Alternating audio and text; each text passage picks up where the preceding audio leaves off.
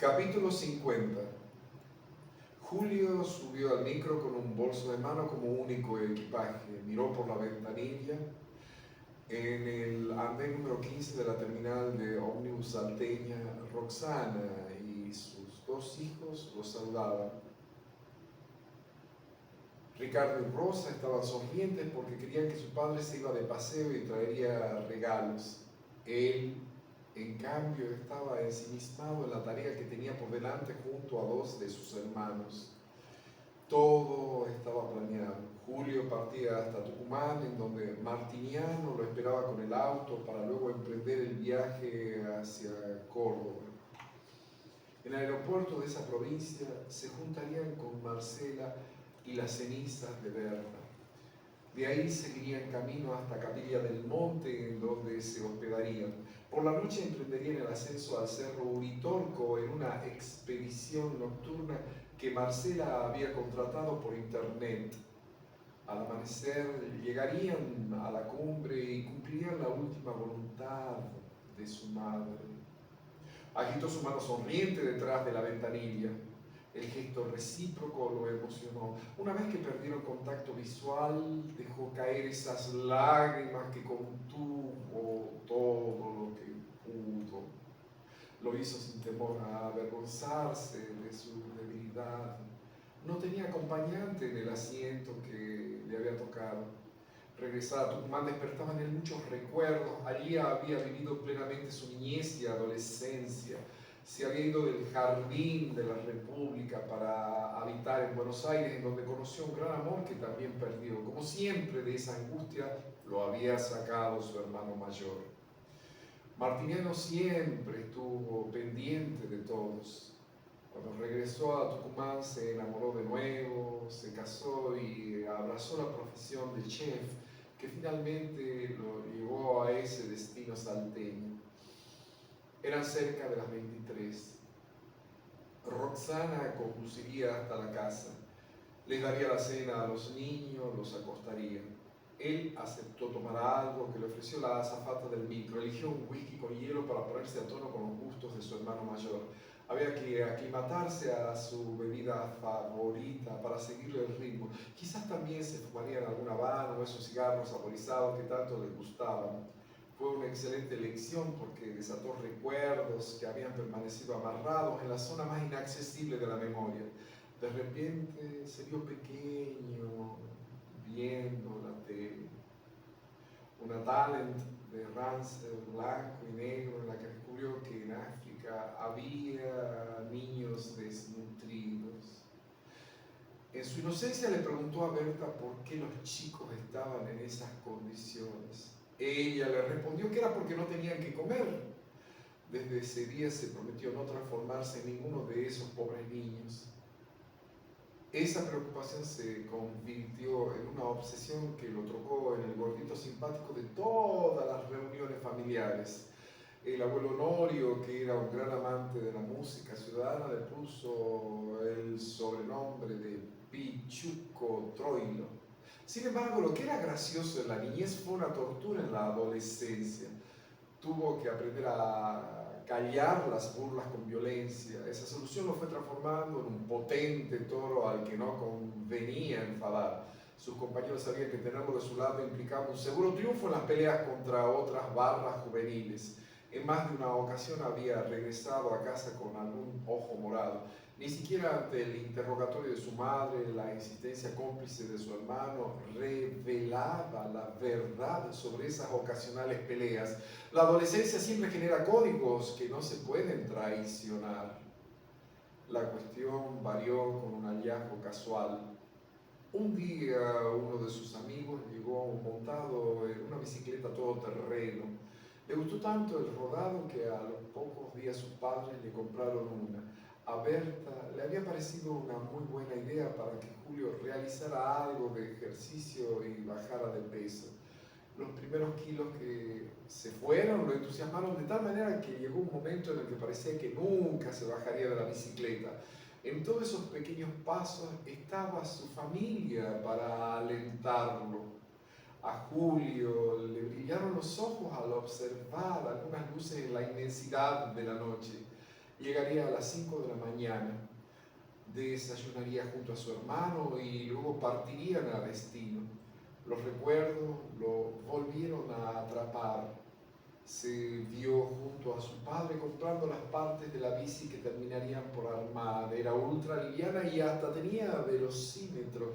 En poco tiempo subía más allá del Cerro San Javier, cuyo Cristo bendicente parecía salvar ese nuevo estilo de vida.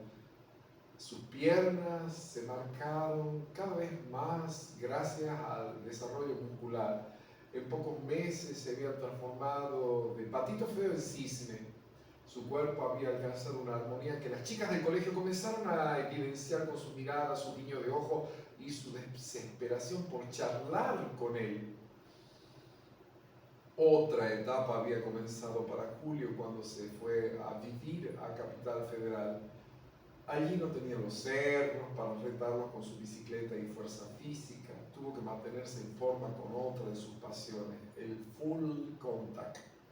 El gimnasio y el entrenamiento lo hacían transpirar en tanto que esquivar y aplicar golpes aceitó su reflejo. Muchas veces había sorprendido a ladrones que se confiaban por su contextura delgada. Eran duras lecciones que debieron aprender de los riesgos de dedicarse al delito. Robarle a un trabajador o a un pobre infeliz no era correcto. Así transcurrieron los días de Julio en la ciudad de la furia. En ella conoció ese amor que perdería como si un violento oleaje lo dejara con las manos vacías. Trabajaba, le iba bien, ganaba dinero, pero no tenía rumbo. No sabía qué hacer de la vida. Ella había desaparecido con la misma rapidez con la que había aparecido, pero se había llevado consigo la capacidad de soñar y vencer los desafíos. El destino, algún lugar del sur del país. En ese desconcierto lo encontró Martiniano cuando fue de vacaciones a Buenos Aires. Era común que pasase unos días con sus padres y hermanos. Berta lo puso al tanto de la situación. Se sintió identificado con el menor de los hermanos varones. Él también había perdido la brújula por una pena de amor, una tristeza difícil de explicar. Salieron a caminar por la Plaza Rivadavia, uno de los lugares donde Julio compraba algunos juegos para la consola que tenía. En esa misma feria había puestos de libros. Martiniano trató de interesarlo, pero para ello debía elegir la mejor manera. Paseó la mirada por cada uno de los puestos. Julio le preguntó por qué gastaba tanto en libros cada vez que iba a Capital Federal. Él respondió que no iba a contestar con palabras. Le pidió que le siguiese con la mayor paciencia posible. Así lo hizo Julio. Recorrieron varios puestos hasta que Martiniano dijo: acá compraremos. Instantes después se llevaban 3 libros de Osvaldo Soriano: Triste, solitario y final, Una sombra ya pronto serás y El ojo de la patria. Le dijo luego a Julio: hagamos un trato, voy a contarte por qué me gusta leer tanto, pero me dirás después qué es lo que quieres hacer de tu vida. Bueno, acá está mi respuesta. Dicho esto, le entregó la bolsa y siguió caminando. Su hermano quedó mirándolo sin entender. ¿Qué es lo que tengo que hacer con esto? Leer. Caminaron un rato, se sentaron en un bar a tomar un café y conversaron como en los viejos tiempos. Así que tengo que leer para conocer tu respuesta. Lo que pasa es que no quiero que lo sepas, sino que lo sientas. Elegí 3 novelas de un gran escritor argentino. Estoy seguro que no fue la casualidad la que nos llevó a ese puesto de libros. Te prometo que voy a leerlas. Aprovecharé los días de descanso compensatorios que solicité en la empresa. Está bien, hermano, me quedo más días, así que tendremos tiempos de charlar. ¿Pudiste olvidarla? Hay amores que no pueden olvidarse, pero que las frías lápidas de mármol pueden enfriar en el corazón, dijo Martiniano antes de tomar el café que aquietó sus palabras. Julio comprendió que no era conveniente seguir tocando el tema. Beatriz había fallecido antes, años, a causa de una repentina enfermedad que la arrastró a la oscuridad de la muerte. Hablaron de otras cuestiones. Terminaron los cafés y regresaron a la casa. Esa misma noche Julio comenzó a dar cuenta de triste, solitario y final. Martiniano lo espió con satisfacción desde la puerta entreabierta de su habitación sin interrumpirlo. Después se sumó a su padre, que disfrutaba en la televisión del Festival de Doma y Folclore de Jesús María. Siempre le había gustado todo relacionado al campo. Celebraba cuando los jinetes lograban salir victoriosos de la monta de briosos ejemplares y se reía de aquellos que caían como consecuencia de violentos corcoveos. Muchas veces Martiniano se sentía extraño porque compartir esos momentos con su padre, una comida, un vaso con vino, que él compraba especialmente para recibir a su hijo, eran cosas cotidianas que los acercaban más que nunca. Ambos reían por las acciones de la doma y Berta se sumaba a ellos. Eran momentos que los llenaban de alegría. Al rato Julio, atraído por las carcajadas, se integró a la mesa. ¿Está aburrido el libro? Está buenísimo, pero me pareció que esto estaba mejor.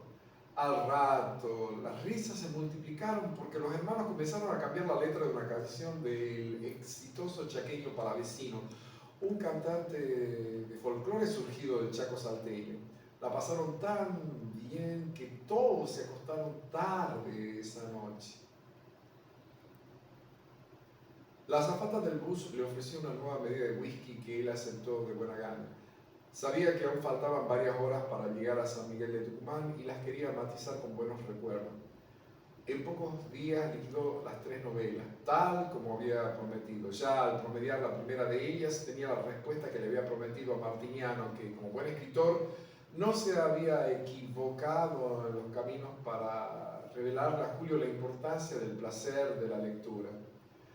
Tenía obsesión de rescatar del purgatorio literario al gordo Soriano. El hermano menor quiso corresponder el gesto y lo llevó a uno de sus entrenamientos de full contact. No tuvo buena fortuna porque no sabía que se había suspendido la práctica de ese día. El entrenador andaba por ahí haciendo algo de papeleo por un torneo del que iban a participar varios de sus alumnos. El hombre era un cincuentón de muy buena condición física. Julio le presentó a su hermano escritor que había llegado desde Tucumán. El instructor lo estudió de arriba a abajo como si le acabaran de presentar un nuevo pupilo. Seguramente había pensado que no era materia prima para una actividad tan violenta. Martiniano, que se sabía con algunos kilos de más, no le dio mucha importancia a esa mirada de inspección. Él siempre sostenía que desde que se inventó la pólvora se habían acabado los machos. Una expresión que no le cabía porque no poseía armas. Había sufrido en la adolescencia el estallido de un rifle y el zumbido en el oído le duró varias jornadas. Ese accidente había sido lo suficientemente persuasivo para que Martiniano renegara para siempre de la manipulación de las armas. El entrenador siguió con sus carpetas. Julio invitó a su hermano a recorrer el gimnasio. Allí encontró al campeón del equipo, quien golpeaba con fuerza la bolsa.